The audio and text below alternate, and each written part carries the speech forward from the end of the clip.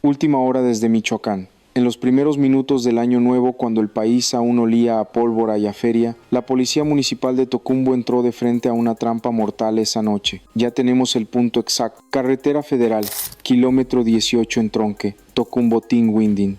Ya está clara la mecánica. Ponchallantas sembrados por kilómetros, 3 camionetas sin placas, luces apagadas, 8 hombres armados, paciencia de cazador. No fue un arranque, no fue confusión, fue una emboscada calculada, planificada y ejecutada con precisión militar. Mientras las familias regresaban con niños dormidos y las paletas derretidas manchaban los asientos, las patrullas hacían el último barrido para cerrar la fiesta sin tragedias. Y ahí en la patrulla 304 iban 2 policías reventados tras jornadas interminables, creyendo que la madrugada era rutina, pero vas a ver que no era rutina, eran coordenadas vendidas. ¿Por qué los esperaron a 400 metros para que no hubiera escape? ¿Por qué los ponchallantas? Para que cualquier apoyo quedara. ¿Por qué se esfumaron? Para que pareciera imposible rastrearlos. Un agente cayó, otro quedó baleado y la pregunta que el gobierno evita queda clavada en la garganta del Estado, quien desde adentro avisó exactamente dónde estarían. Ya hay automovilistas que hablan de sombras moviéndose antes del primer disparo y el patrón se repite. Cierre de feria como cortina, carretera como escenario, patrulla como presa. Esto no fue azar, fue mensaje. A las 2:47 de la madrugada, la patrulla 304 cruza el kilómetro 18 de la carretera federal. El C5 registra el paso y en el papel todo luce normal. Luces prendidas, ritmo constante, trayectoria cantada, pero ya estaba marcado. 400 metros adelante, en el entronque hacia Tinguindín, 3 vehículos sin placas sostienen la esquina como un cerrojo. Ram negra, Silverado gris, Hilux blanca, faros apagados, motores vivos. Nadie improvisa, nadie duda, solo esperan a las 2:49. Un cigarro se enciende y revela un rostro joven por un parpadeo. En el cuello una calavera con el 401. No es adorno, es firma. Dentro de las camionetas, al menos 8 hombres armados ya están listos. A47 Arkins 9 milímetros, dedos cerca del gatillo, mirada fija en la línea negra del asfalto. Entonces aparece la pieza que cierra el expediente. Un mensaje llega desde Tocumbo, desde adentro de la base municipal. Confirma salida, ruta, 2 elementos, ventana de 3 minutos. No es suerte, es filtración. ¿Por qué esa precisión? Para que no haya margen, para que no exista refuerzo, para que el golpe dure lo que un semáforo. La señal se da con un gesto mínimo. La patrulla sigue confiada, sin saber que la carretera ya cambió de dueño. Juan Carlos reduce para evitar un bache. Javier se mueve en el asiento. La distancia cae a 280 metros. El reloj corre, 90 segundos y todo lo demás ya estaba decidido. La patrulla 304 entra al entronque del kilómetro 18 y en ese segundo queda definida la trampa. Juan Carlos reduce por reflejo. No ve la señal porque la señal ya estaba puesta. Una Ram negra se atraviesa y bloquea el paso. Frenazo. Detención forzada, sin tiempo para pensar. El encierro se completa de inmediato. Por la izquierda aparece la Silverado desde la terracería. Por detrás se coloca la Hilux. 3 vehículos, un cierre total. Adelante no hay paso, atrás no hay salida, a los costados no hay maniobra. La patrulla queda inmovilizada en un punto exacto, elegido por alguien que conocía la ruta y la hora. Javier intenta activar el radio, no alcanza. La primera ráfaga corta la transmisión. No es un intercambio, es ejecución. Los disparos llegan en coordinación, en oleadas, con disciplina. La patrulla recibe impactos continuos. La comunicación cae, el control se pierde, la escena se vuelve unilateral. Juan Carlos cae al piso, está herido, respira como puede, no puede responder, no puede escapar, no puede pedir apoyo. La caja funciona, la trampa cumple su propósito. Javier responde con su arma corta, dispara lo que le permite el espacio y el tiempo. Es un gesto de resistencia, no una defensa real. Son 2 contra 8, pistolas contra rifles, improvisación contra plan. Cada segundo confirma la desventaja. El ataque sube un escalón, llega el impacto que decide todo. Javier recibe un tiro en el cuello, se desploma. La patrulla queda sin mando. La bocina se queda presionada y convierte el momento en una alarma que nadie atiende. Entonces, los disparos se detienen no porque haya terminado el peligro, sino porque el objetivo ya cayó. El silencio toma el control, queda el motor encendido, la bocina insistiendo, la respiración rota del sobreviviente y después lo que siempre viene cuando una emboscada se cierra. Pasos acercándose, seguros, sin prisa, como quien llega a rematar un expediente. Juan Carlos sobrevive porque aplica la única estrategia posible, inmovilidad total. Los agresores rodean la patrulla, revisan y confirman. No improvisan. Verifican cuerpos, descartan testigos, cierran el operativo, lo dan por muerto y pasan al siguiente paso. El siguiente paso es la trampa final, no rematar, aislar. Empiezan a desplegar ponchallantas en cantidad, no como caos, sino como cerco. ¿Por qué? Para cortar el tiempo de respuesta, para bloquear refuerzos, para impedir ambulancias, para que cualquiera que intente entrar quede detenido o con las llantas destruidas. El patrón es claro. Man hacia Tocumbo, Minán hacia Ind y saturan el entronque. 3 puntos, una sola intención, convertir el kilómetro 18 en un punto ciego. Si llega una patrulla, se queda varada. Si llega un civil, se detiene. Si alguien intenta perseguir, pierde movilidad. La escena queda bajo control aún después de que se vayan. Ese cerco no es accesorio, es el mensaje. No solo atacaron a 2 policías, controlaron la carretera federal durante minutos críticos y diseñaron una salida limpia. Eso requiere información previa, coordinación y un origen interno de la fuga. Sin dato exacto de ruta y turno, no existe cierre perfecto ni ventana de escape. Cuando el cerco queda puesto, el líder confirma y ordena retirada. 3 vehículos salen sin encender luces rumbo al camino de terracería hacia el oeste. No buscan enfrentamiento, buscan desaparecer. El saldo no es solo un muerto y un herido. El saldo es un territorio marcado, un operativo municipal neutralizado, una respuesta estatal retrasada por diseño y un aviso que no necesita adornos. En esa carretera esa madrugada la ley no mandó, mandaron ellos. A las 3:02 entra el primer reporte al 911. Patrulla municipal atacada en el kilómetro 18. 2 elementos, se activa la respuesta, pero la escena ya fue preparada para retrasarla. Esa es la consecuencia inmediata. El ataque no termina con los disparos, continúa con el bloqueo. Las primeras unidades estatales y una ambulancia salen rápido y quedan frenadas por ponchallantas. No es un obstáculo casual, es un cerco puesto para ganar minutos críticos, para impedir refuerzos y para garantizar la retirada. La operación incluye el retraso del rescate como parte del plan. Los agentes avanzan a pie. Al llegar confirman lo esencial. Javier está sin vida. Juan Carlos está herido y consciente. Se prioriza su traslado en la ambulancia. Repite la pieza central del caso. Los agresores sabían exactamente dónde estarían, por qué ruta y en qué ventana de tiempo. No es impresión, es lógica operativa. Para montar un cierre perfecto en un entronque, encajonar en segundos, disparar con coordinación y luego minar la carretera federal, se necesita información interna. Alguien dio la salida, la ruta y el número de elementos. Sin esa filtración no hay sincronía, no hay cerco, no hay escape limpio. En el Hospital General de Tocumbo se certifica la muerte de Javier N., 45 años, 18 años de servicio. Juan Carlos es estabilizado y queda fuera de peligro, pero el impacto real no está solo en el saldo, está en lo que revela.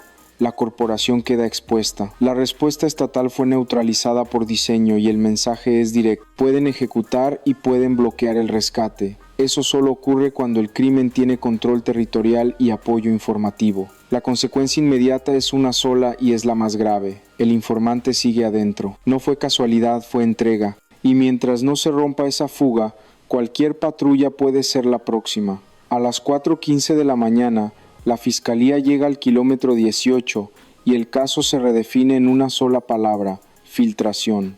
No emboscada, no ataque, no incidente, filtración. Porque lo que pasó aquí no depende solo de armas, depende de información entregada desde adentro.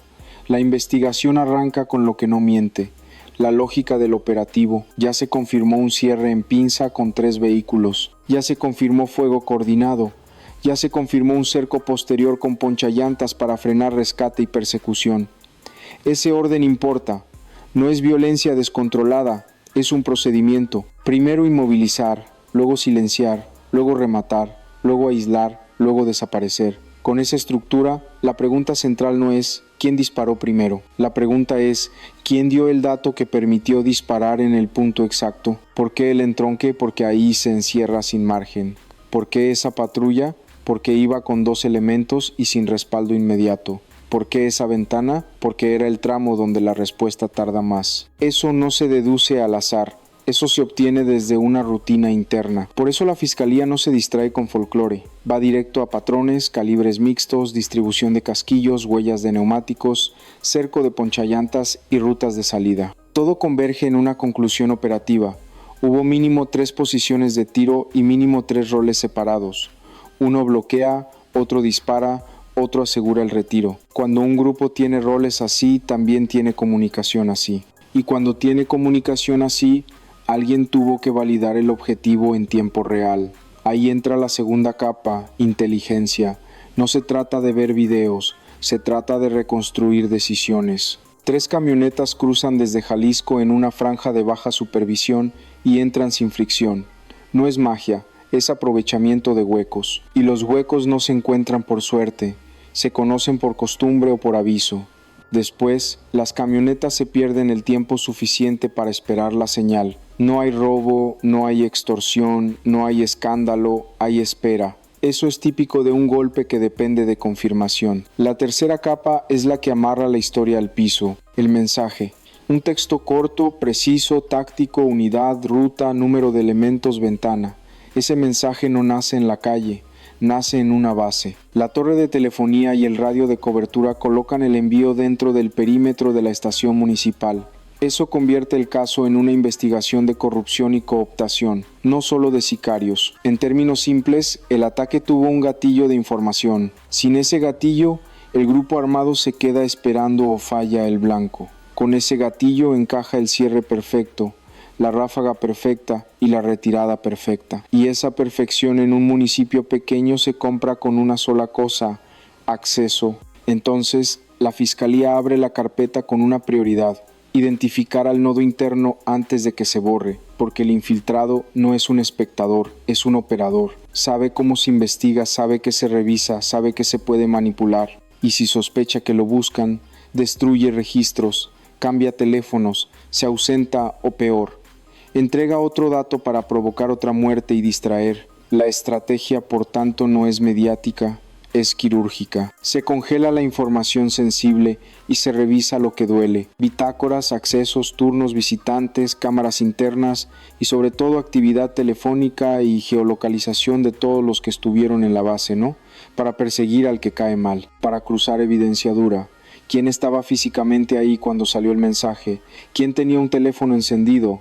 ¿Quién apagó el teléfono justo después? ¿Quién salió de la base sin registro? ¿Quién tenía acceso a la libreta de salidas? ¿Quién podía confirmar 2 elementos sin preguntar? En paralelo, la atribución criminal se trabaja por firma operativa, triple bloqueo, fuego por oleadas, ponchallantas como cerco, retirada por terracería hacia el oeste. Eso coincide con patrones documentados en la región en ataques atribuidos a células del CJ.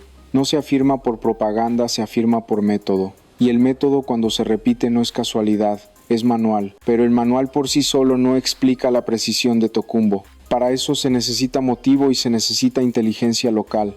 Motivo: hay golpes recientes contra estructuras de narcomenudeo y logística. Inteligencia local también: alguien que conoce la rutina, el último recorrido, la unidad específica y el hecho de que iban 2 y no 4. Esa combinación represalia más filtración. Es lo que convierte un ataque en un mensaje territorial. Aquí la investigación deja de ser caso y se convierte en diagnóstico institucional. Porque si un CETEL puede obtener datos operativos desde la base municipal, entonces el municipio no está solo bajo amenaza externa, está infiltrado. Y un sistema infiltrado no se defiende con más patrullas, se defiende con limpieza interna. Por eso la Fiscalía arma un mapa de vínculos, no de sospechas, nómina contra estilo de vida, horarios contra presencia real, accesos contra registros, llamadas contra antenas, contactos contra depósitos, no para inventar culpables, sino para cerrar el cerco alrededor del informante. Y el informante, por definición, deja un rastro, cobra, se comunica, se repite. La pieza más peligrosa del expediente es la más pequeña, la frase del mensaje, porque esa frase prueba 2 cosas a la vez: que el agresor no adivinó y que el informante no habló por error. Es lenguaje de coordinación, no de chisme. Es un reporte de emisión y un reporte de emisión implica una relación previa, pagos previos y confianza operativa. Eso significa red, no individuo aislado. En esa red, el nodo interno puede ser policía, administrativo, operador de radio o alguien con acceso temporal. La investigación no se casa con un perfil, se casa con el dato. La estación es el punto de origen. El círculo de acceso es el universo. Se reduce el universo cruzando evidencia, no intuición. Y cada cruce baja el número, de decenas a pocos, de pocos a uno. Mientras tanto, se toman medidas defensivas inmediatas. Se alteran rutinas, se cambian recorridos, se duplican patrullajes, se encripta comunicación y se limita la información de turnos. No es prevención abstracta, es cortar la alimentación del enemigo, porque el enemigo aquí no ganó por fuerza, ganó por información. El objetivo de este acto no es tener un relato bonito, es tener un hombre con prueba, un hombre con geolocalización compatible, un hombre con comunicaciones compatibles, un hombre con acceso compatible, un hombre con motivo compatible. Y entonces, y solo entonces, hablar de responsabilidades hacia arriba. ¿Quién lo protegió? ¿Quién lo toleró? ¿Quién lo usó? Porque la web criminal no funciona con un solo hilo, funciona con complicidades. El que filtra, el que paga, el que ejecuta, el que encubre, el que mira a otro lado. Y cada nivel se sostiene en el mismo combustible. Impunidad. Al final, la investigación vuelve a la pregunta que el gobierno evita porque quema. ¿Quién avisó desde adentro? Ya está probado que el aviso existió, ya está probado que salió del perímetro de la base, ya está probado que se usó para encajar y matar. Falta lo único que derrumba la red: identificar al informante, documentar su vínculo y cortar la fuga. Porque mientras ese hilo siga vivo, el kilómetro 18 no es un caso, es un modelo repetible. Y para sostenerlo en tribunal se blinda la cadena de custodia, resguardo de bitácoras, copias forenses de video, registros completos de celdas y equipos conectados a la zona. No solo del número del mensaje, se comparan email, cambios de SIM y teléfonos que solo se encendieron para un envío. Luego, entrevistas discretas con un objetivo: romper coartadas. ¿Quién supo del último recorrido? ¿Quién confirmó 2 elementos? ¿Quién estuvo en cabina? Cada respuesta se cruza con cámaras internas y ubicación. Si alguien niega presencia, pero su teléfono estuvo ahí, la mentira queda sellada. Y el dinero, depósitos atípicos, pagos en efectivo, gastos que no cuadran. La filtración no es gratis y siempre deja rastro. Esa es la investigación. Seguir el dato hasta el origen y el origen hasta el beneficiario. Porque la violencia fue el espectáculo, la filtración fue el motor, y si el motor sigue encendido, cualquier patrulla volverá a entrar a otra caja perfecta. A las 4:15 de la mañana, la fiscalía llega a la verdad central. El verdadero culpable vive en el vacío legal. En Tocumbo no faltan indicios, falta un nombre que se pueda sostener ante un juez, y ese hueco es el blindaje perfecto para una maquinaria criminal. El expediente deja 2 certezas. Primera, hay autores materiales, jóvenes armados reemplazables, diseñados para quemarse en un solo evento. Si caen, se sustituyen. Segunda, hay una cadena de mando que rara vez pisa la escena. Esa cadena no dispara. Ordena, financia, decide la fecha, define la ruta, garantiza la salida. Ahí está el culpable real, no en el gatillo, sino en el mando que convierte un municipio en tablero. El problema es que el sistema pide una pieza difícil: vincular la orden con el resultado, probar dirección, control y beneficio. Sin documentos, sin testigos protegidos, sin comunicaciones recuperables. El autor intelectual se vuelve una sombra jurídica, y esa sombra no es casual. Está fabricada para existir en inteligencia, pero no en sentencia. La autoridad puede enumerar delitos, protocolos y coordinación, pero mientras no pueda acreditar organización y mando con evidencia judicializable, el mensaje público es devastador. Nadie toca a los que deciden. El crimen organizado controla rutas y también controla el proceso. Intimida testigos, explota corporaciones frágiles y usa intermediarios para que la orden nunca llegue limpia a una carpeta.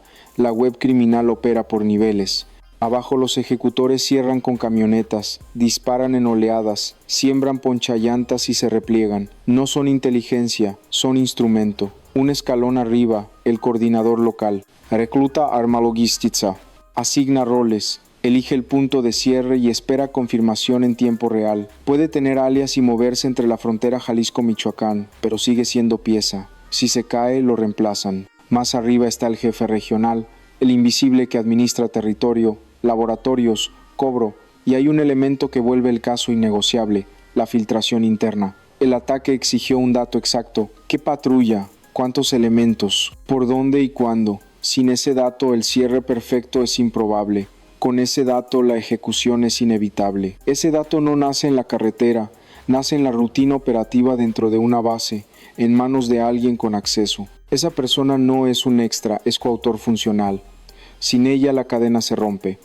Aquí se entiende el vacío. La fiscalía puede saberlo, la inteligencia puede inferirlo, pero si no lo convierte en prueba plena, todo se queda en sospecha y el cártel vive de esa frontera entre lo sabido y lo comprobable. Se protege con teléfonos clonados, líneas desechables, pagos en efectivo y mandos que nunca se exponen. Así se fabrica impunidad. Las consecuencias llegan de inmediato, se despliegan más elementos y se instalan revisiones. Pero la calle escucha lo mismo de siempre, promesas indetenidos. Los municipales patrullan sabiendo que pueden estar marcados desde su propia institución. Los alcaldes piden refuerzos por miedo, las corporaciones se vacían por renuncias silenciosas, y el crimen gana sin disparar otra bala, gana con el precedente. El verdadero culpable entonces no es un solo rostro, es la arquitectura completa. Mando criminal que ordena, operador que ejecuta, infiltrado que informa y sistema que no logra atar todo en una sentencia. Hasta que el eslabón interno sea identificado, procesado y protegido, cada respuesta seguirá siendo reactiva, y mientras el Estado no pueda señalar con nombre y prueba al que decide, el que decide seguirá decidiendo. El entronque federal del kilómetro 18 ya no es un punto en el mapa, desde ayer es una cicatriz abierta. Antes era paso de regreso, ferias, festivales, familias cargando bolsas, puestos que aguantaban hasta medianoche. Hoy, apenas 24 horas después, es otra cosa. Hoy es un lugar donde el cuerpo se tensa sin aviso y el silencio se instala dentro de los autos, como si la carretera pudiera repetir el mismo golpe. La transformación es inmediata y contundente. Donde cayó Javier ya está la cruz blanca con su nombre en negro, flores amarradas con alambre, veladoras consumidas. No es folclore, es memoria y es señal. Señal de que un entronque común puede convertirse en zona de ejecución en segundos si alguien controla la información correcta. Y la rutina se quebró en una noche. Las patrullas ya no pasan solas. Cuando pasan, lo hacen juntas con distancia medida, como si el aire fuera una emboscada. Los comercios cambiaron horario sin decreto ni anuncio. Más temprano, más rápido, con la persiana bajando por miedo, no por cansancio. La gente no lo discute, lo obedece. El temor se vuelve logística. En la base municipal, el daño real no se ve en un parte médico, se ve en la confianza rota. Juan Carlos sobrevivió. Ya está fuera de peligro, pero no ha regresado al servicio. Su ausencia no necesita explicación. Confirma que el cuerpo puede salir del hospital, pero la mente se queda en el kilómetro 18. Los compañeros lo entienden porque todos escucharon la misma conclusión. Esto no fue azar. Esto fue entrega, y aquí empieza la herida más peligrosa, el informante. La investigación ya amarró lo esencial. Alguien vendió la ubicación de la patrulla 304, la ruta y la ventana de minutos. Eso significa que el riesgo no está solo en la sierra ni en la frontera. Puede estar dentro de la propia estación. Puede ser uniforme o escritorio, pero tuvo acceso. Y mientras ese acceso no se corte, cualquier patrulla es un blanco anunciado. Han pasado horas, no días, y las respuestas siguen sin caer. Se habla de avances, de coordinación, de carpetas abiertas, pero la pregunta central sigue intacta. ¿Quién fue el informante? ¿Cuántos operadores esperan orden desde Jalisco para repetir el mismo libreto? Si Tocumbo fue el ejemplo o el ensayo, ¿por qué elegir Año Nuevo? Porque la distracción es máxima, porque la vigilancia baja, porque el golpe se vuelve noticia nacional y miedo local. El gobierno promete que no quedará impune. La fiscalía insiste en que la investigación avanza, pero el saldo es el que manda. Javier está muerto. Los responsables siguen libres y la corporación patrulla sabiendo que puede haber otra llamada, otro mensaje, otra coordenada entregada desde adentro, y la cruz del kilómetro 18 se queda como resumen. Cada patrulla que pasa reduce velocidad un instante y acelera, no por prisa, sino por instinto, porque todos saben lo que realmente cambió desde ayer. La sensación de protección se volteó. Antes ver una patrulla era seguridad. Ahora es una pregunta. ¿Llegará de regreso? La comunidad lo siente en lo cotidiano. El miedo se metió en los horarios, en las rutas, en la manera de mirar una camioneta sin placas. Y el cliffhanger es simple, brutal y vigente. Si ayer pudieron encajonar y desaparecer, hoy también pueden. Solo necesitan lo mismo de siempre: tiempo, carretera y un informante. Las familias ya cambiaron hábitos, rutas